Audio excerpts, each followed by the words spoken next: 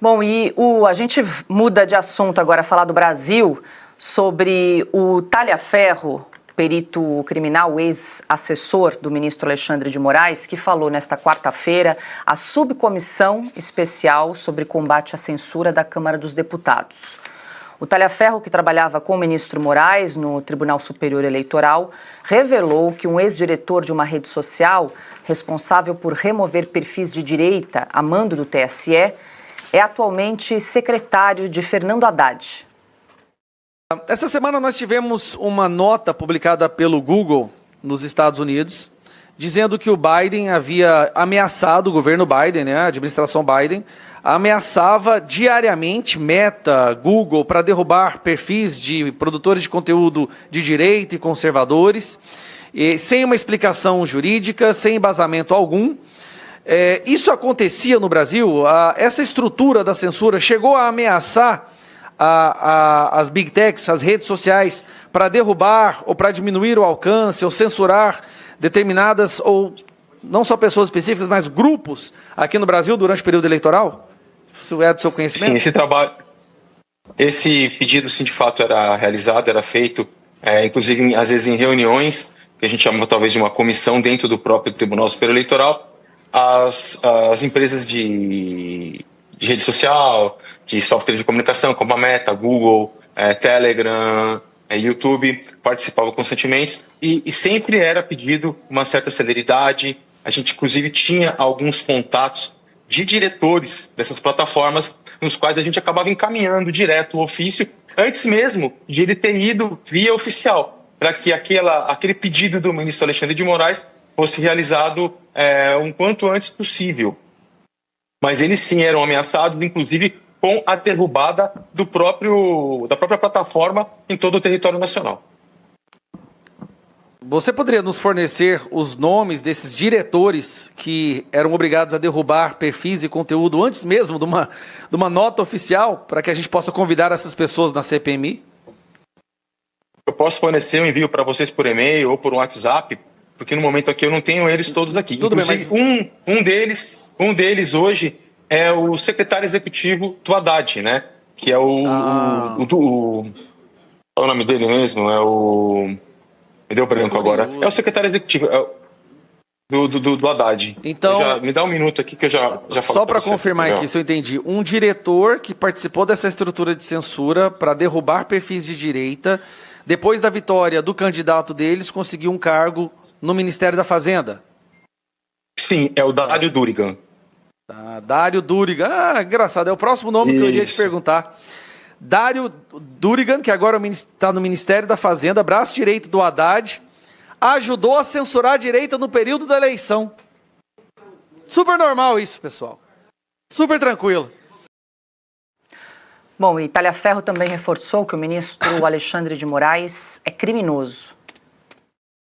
O Alexandre de Moraes, ele está com essa loucura dele, com essa obsessão. É um psicopata, no qual tudo é atentado violento, né, ao Estado Democrático de Direito, tudo é organização criminosa, mas quem deveria estar respondendo a esses crimes é justamente Alexandre de Moraes. Então eu vou continuar denunciando, me procura, me extradita, mas o meu dever, a minha obrigação é sempre levar a verdade, com o objetivo de que ele seja punido pelos crimes que ele cometeu e que ele ainda continua cometendo.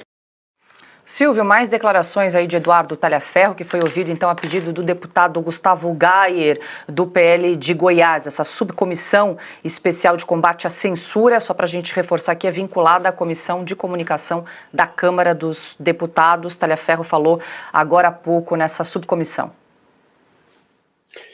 O Eduardo Tagliaferro, perito que trabalhou nesse gabinete clandestino que funcionava concomitantemente no TSE, o puxadinho de ano par do Supremo Tribunal Federal, e no gabinete do ministro Alexandre de Moraes no STF. Por quê? Porque os gabinetes se confundiam e se comunicavam de forma sigilosa e ilegal, inclusive com prova de adulteração de documentos. Ele é um homem que resolveu dormir em paz. Por isso, ele fala o que fala abertamente, sem rodeios, todas as vezes que foi chamado às comissões ou subcomissões da Câmara dos Deputados e do Senado, em diversas entrevistas de veículos de comunicação que têm coragem de tocar neste tema, que tem coragem de falar neste assunto. A Revista Oeste continua publicando reportagens, continua entrevistando o perito Tagliaferro, além de alguns poucos veículos de comunicação. Eu citaria a Rádio Auriverde, a Gazeta do Povo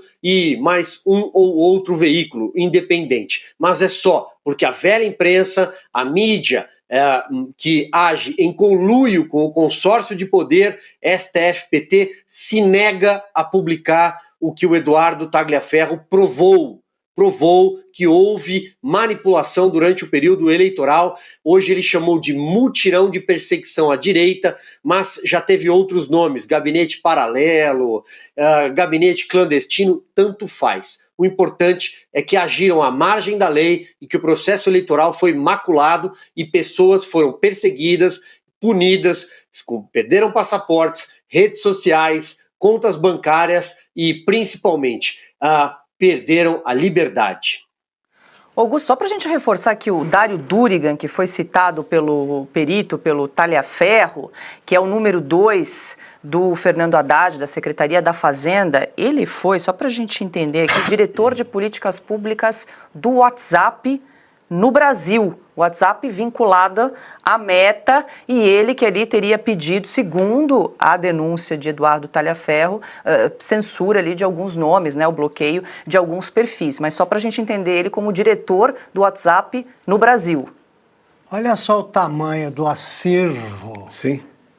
De chicanas, malandragens, safadezas comandadas por um juiz que chefiou todo o esquema montado aí para prender um ex-presidente da República.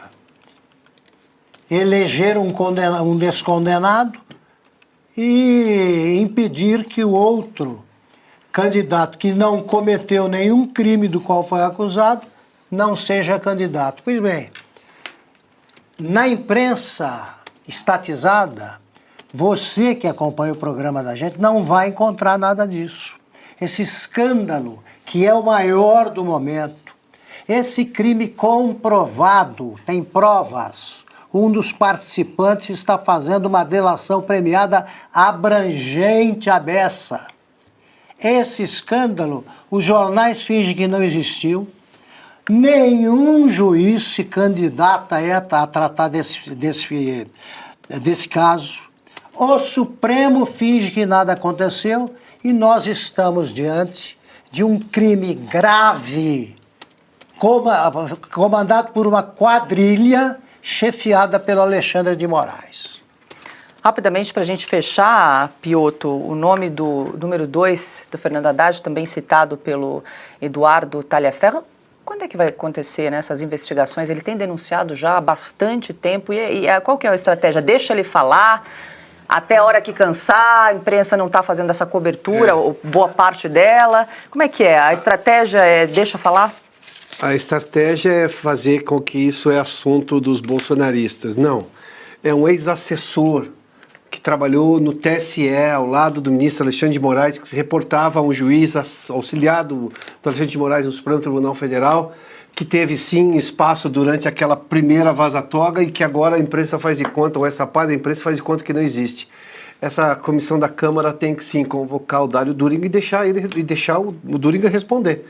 Ele tem direito, obviamente, a explicar o ponto de vista dele, é assim que funciona em democracias, mas tem que ser convocado, tem que ser convocado. Agora, por que a outra parte da imprensa não quer investir nesse assunto é um negócio que chama muita atenção. Inclusive veículos que dizem assim, temos compromisso com o público, com os fatos, enfim. Não, esses fatos eles deixam do lado. Nós estamos falando aqui de uma denúncia gravíssima, isso era para parar o Supremo. Aliás, por que o ministro Barroso, que lá atrás, você lembra quando saiu a primeira vaza-toga, não vi nada que chamasse tanto atenção, ele desdenhou. E agora, que só piorou, não vai se manifestar mais, continua no mesmo estágio, essa gente não para em pé. O argumento dessa gente, esse é um fato, isso precisa, no mínimo, atenção e cuidado. Não, eles não dão nem atenção e nem se preocupam com isso. Quer dizer, não dá. A gente vai continuar falando sim, porque a oposição nesse momento está trabalhando nisso. O que chama a atenção é exatamente a ausência de outros veículos comprometidos com o interesse público e a notícia.